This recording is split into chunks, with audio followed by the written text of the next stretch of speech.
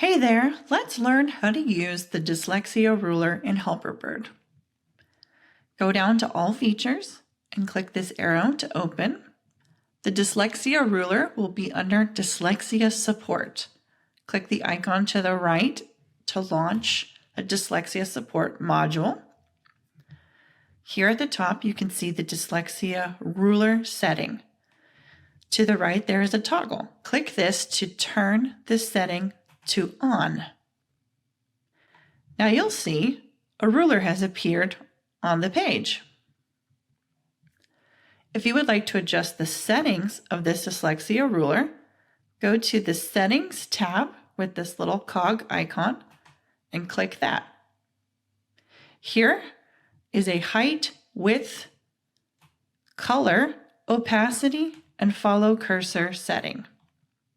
Let's go through these options. The height adjusts how tall the ruler is. You can use the slider to adjust how tall the height of your Dyslexia Ruler is. The width adjusts how wide your ruler is.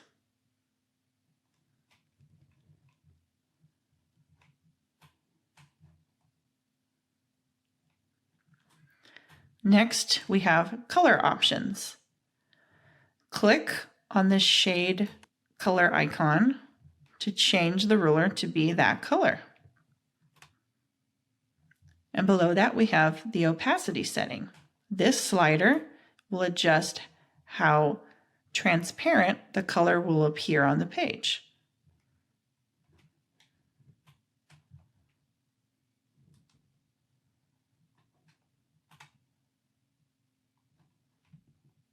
And finally, we have the follow cursor toggle.